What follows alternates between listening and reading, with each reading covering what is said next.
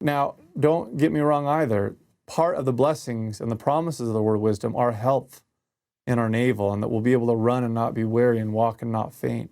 There are physical blessings from the word of wisdom, but we cannot only focus on the physical. If the word of wisdom were merely about health, it would have somewhere in the verses, thou shalt do cardio 5 days a week, that thou shalt refrain from excessive refined sugars, thou shalt strengthen the core. But those verses are not in there. There's some basic verses of abstain from these things and eat these things, but that's about it. And I'll talk a little bit about with the what we're to abstain from, why those things might be present, and what we're supposed to eat as a whole. But I want you to grasp that higher idea that this is a holiness code, not just a health code. If we remember that, and remember the sanctification that they're seeking for, we grasp its purpose better. Its purpose is to help us as we try to achieve endowment as a whole.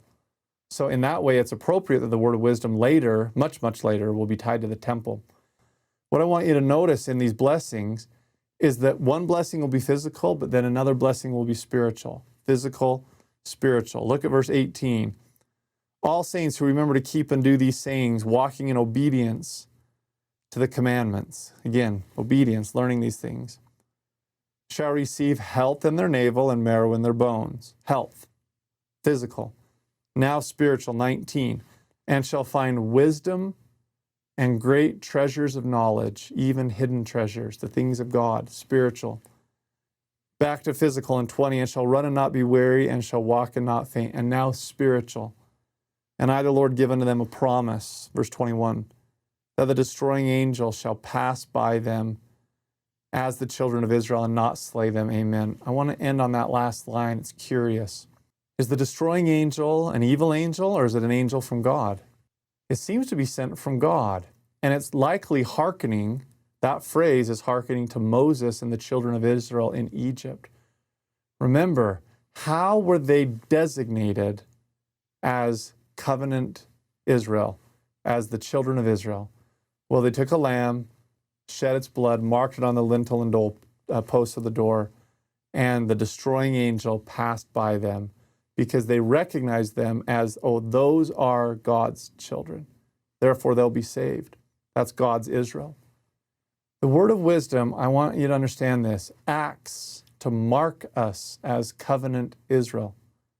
It is one of the outward indicators, just like blood on a doorpost. Coffee, tea, alcohol, tobacco, those things are ubiquitous in every society. I don't care where we go on this beautiful earth. Whatever society we're in, those things will be common.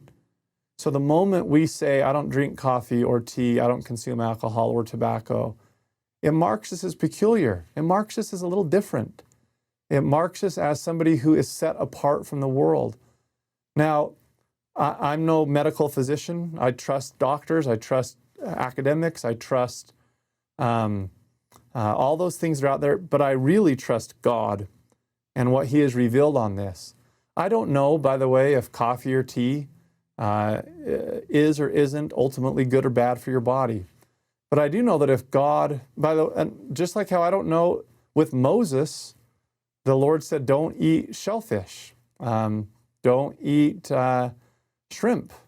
Don't eat pork, things from pigs. Today we eat pork and we eat shrimp and shellfish. Does that mean that we're wicked or harming our bodies or unclean, to use a Mosaic term? No, because that's not part of the law. God seems to have chosen some common things in our society to make it part of His law to say, will you set yourself apart from that? And that if you and I will set ourselves apart from that, God will mark us as covenant Israel.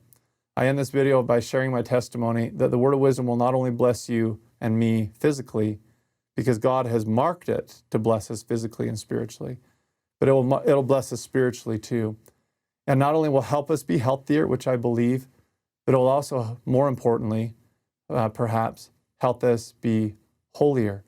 And not only will help us to enjoy a better life, clarity of mind, a lack of addictive substances, but it'll also help us to enjoy endowment, where we know because of our covenant commitment, our discipline to God, our rejection of the things of the world, how to come into His presence and have His power with us in our daily life. God bless you and God bless me as we strive our very best to live these wonderful divine teachings and revelations that unfolded to Joseph Smith line upon line and precept upon precept in the unfolding restoration.